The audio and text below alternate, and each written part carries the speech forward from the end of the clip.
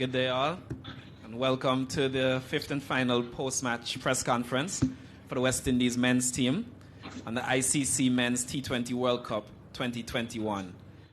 Today we have the captain of the West Indies team, Mr. Kieron Pollard, and the champion himself, Mr. DJ Bravo, who today played his final game in West Indian colours.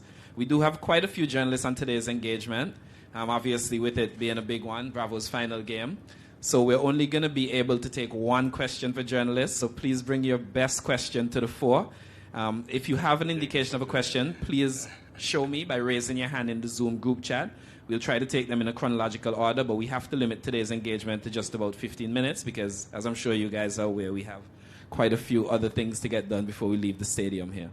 So the first question will go to someone who is NMK in the chat with a raised hand. Please proceed with your question. Hi, Bravo. Congratulations on your fantastic career. So, how you have left a big legacy behind. So, any words on your career? Thank you. I think I have a fairly decent enough career to walk away from the game. Being around the international circuit to represent my country for, let's say, 18 years. I think as a kid growing up, if you told me that 18 years ago, I'd have said that the line. So I'm very grateful to represent the West Indies for so long. Build some strong friendships with some great people and some great players. And I'm very lucky to be playing this game. Akum.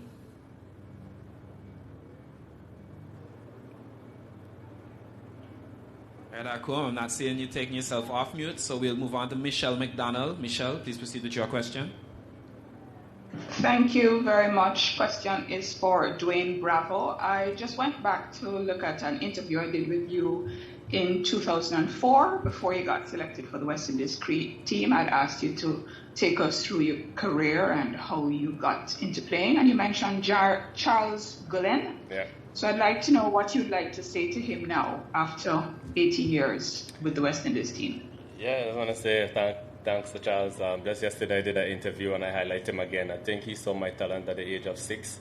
And who knows, I don't know where I would have been if it wasn't for Charles spotted me in Santa Cruz playing amongst my friends in a tennis court and give me the opportunity to join the best cricket club in the country, which is Queen's Park Cricket Club. So at an early age, I had my foundation and my discipline built into me, and the love for the game was always there. So, Charles, wherever you are, obviously in Trinidad listening, thanks very much from the bottom of my heart and on behalf of my family as well. There's a lot of people who have play a big part in my career. Growing up, obviously, Lara, my childhood mentor, Richard Smith, my first captain for the national team, and there's the Board brothers, Colin Board and Jerome Board.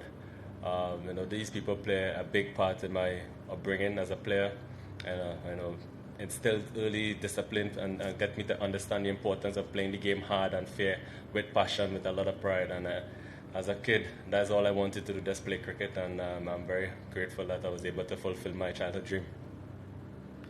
All right, thank you. Thank you for the memories. Thank you for the great moments. And thank you for always speaking to me throughout the 18 years. Best wishes in your future. Thank you very much. Thanks. Jelani Beckles. Hi, thank you, Dario. My question is for Pollard. Hi, Pollard. I know Bravo is 4 years older than you, and I know you all grew up playing cricket together at Queen's Park and with TNT and so on. What does Bravo's career mean to you? Obviously, it means a lot. What Bravo has done, for West Indies cricket and sort of budding all-rounders, in the Caribbean when he started, it's paramount. He spoke about the discipline that was instilled in him, and he was able to bring that sort of discipline, enthusiasm, and encouragement to each and every team that he represented. And we are fortunate and lucky to have, an individual like him, amongst us for the last, 18 years or so. My sort of first interaction with him would have been, Queen's Park and Trinidad and Tobago cricket. But, watching him before that, as I said, because I'm younger than him, the way that he celebrated, his wickets, the flair that he batted with, those are the things that, I remember the most. And getting the opportunity now to share, a friendship with him, I think, that has exceeded, everything that I've thought about. So, for me, personally, wish him all the best in his future endeavors. Obviously, we'll still be seeing him on the cricketing circuit, and I'm sure he has a long sort of passion, to give back to West Indies cricket, especially. So long may his career continue, outside of international cricket. And thank you for being, a great role model and mentor for us, budding all-rounders coming to the Caribbean. And I'm sure there's a lot of other youngsters in the Caribbean, still looking up at you and want to tap into that brain and that knowledge of all the, knowledge you have accumulated, over these past 18 years. Thank you. Brandon Collett. Thank you.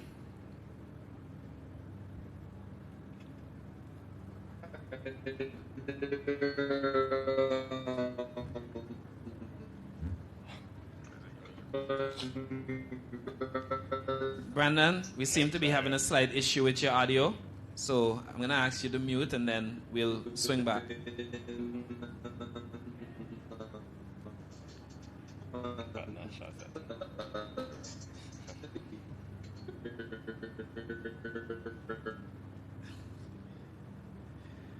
All right, Salman Khan, please proceed with your question. Thank you, bro. Congratulations for a wonderful career. You have served your country for 18 years. Is there any specific reason to retire? And what about franchise cricket? Would you like to continue, or that's it for? Yeah, I will continue playing franchise cricket for a few more years, as long as my body allow me to.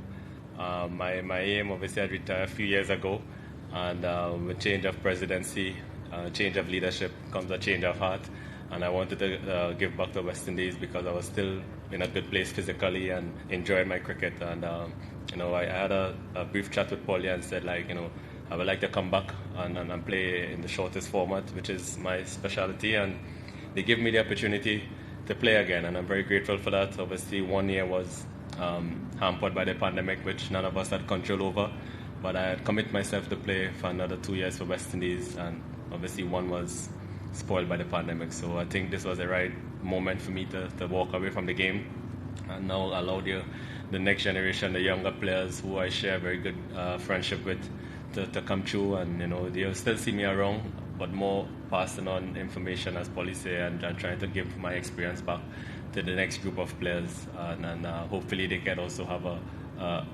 12 to 18 year career as well. Shubman Madan.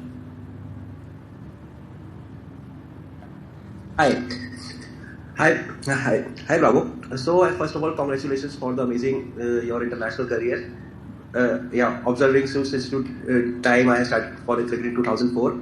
So, for me, I want to ask one thing. What was your special moment in your international career throughout? And moreover, your friendship with Pollard is since so long since TNT days. So, how want you express your friendship with Pollard and MS, especially at the Chennai camp? First question, what is it? Best memories. What was your favorite moment in the national career? I have a few. Obviously, getting my test cap at Lords, walking on the field for the first time, that was a special moment. Obviously, my childhood hero, Lara, was the captain. So that moment was very special. Winning the ICC Champions Trophy in 2004 was another special moment for me. My first Test 100 against South Africa, another special moment. And obviously the 2 T20 World Cup, where I put a highly on top there, is another special moment for me. So it's good that I was able to have some kind of success throughout my career. In terms of friendship with Paulie, as he said before, obviously I'm a senior, but when he came into cricket at a very young age, we all spotted his talent and his ability. And, I think I wish he could have played some test cricket, but he didn't, even though he was good enough and qualified to play. But having said that, to see the way he went on and become a superstar in the game, and regardless of what people might say with him not playing test cricket, he has his own legacy and he's a superstar of the game, and we should be grateful. I am grateful to have him as a teammate and more so a friend. Very rare you'll see individuals from the same country, basically almost around the same age, same type of players, share the same kind of bond that we do, because all we want is the best for each other and encourage each other, keep pushing each other. So I'm very happy to have someone like that I can call as a friend, not just a teammate but a friend. And he's one of the main reasons why I also came out of retirement, to give my best to try and see if we could have push for another World Cup title, but it wasn't to be. But I'm still very happy with the way how we lead West Indies cricket in the last 2 years, and West Indies need strong leadership, and he's a strong leader. And to this wasn't meant to be, but I know the individual, he will bounce back strong with his character, and I'm very happy that I was able to be a part of this journey with him. Lennox Aldred. Yeah, greetings. Congrats, Bravo, on your career. That's been entertaining. I joined a little bit late, but I'm not sure. Has Chris also announced his retirement officially? He said halfway. He halfway retired, so he still has some cricket left. I'm not sure what he's decided as yet, but yeah. Right. And Skipper, I mean, just a glowing tribute to your countryman. I mean, tough loss though, but how do you sum up the tournament? I know you mentioned something to Ian Bishop, but just generally right now. Again, the words remain the same. It has been, disappointing. But I said, having said that, some things were meant to be, some things were not meant to be, and this is one of them. But as I also said, this is an opportunity for us to, think about what, some of the guys in our dressing room, Bravo, the Gales, would have done, for West Indies cricket over a generation of the last 10 years or so. We have not just done it in the Caribbean, we have done it all over the world and changed the face of T20 cricket when everyone thought that it's just going to be another sort of hit and giggle. So, we still have some, good moments to think about and to cherish. But as I said, overall, as a campaign, it has been difficult, and these things happen. One tournament, don't make guys bad cricketers, bad people, and I don't like the idea of chastising, and some of the words and some of the things being said because of a campaign. At the end of the day, we are sportsmen. We come out, we give our heart, and each and every time we stepped on that cricket field, I could assure that 100%, was given, but it was not meant to be. Thank you. All right, we're going to take 3 more questions, and they're going to be from Sarab Samani, Sobayan Chakraborty, and Sheikh Akam. And that will close off today's engagement. Hi, many congratulations on a fantastic career, Dwayne. My question is to both of you. Who do you see as the guy who can take up the Dwayne Bravo mantle and role in the West Indies team now that you won't be there? Who will be the guy to bowl those death overs and slow balls and yorkers? Who will be the guy to be able to hit sixes lower down the order?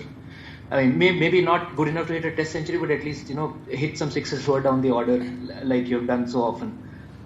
Who do you both see as? I don't think we lacking in that department. If you look at the recent CPL, there's some good talent coming through, and I'm very excited about that. Guys like Dominic Drakes, Odin Smith, Mario Shepherd, these are good quality all-rounders.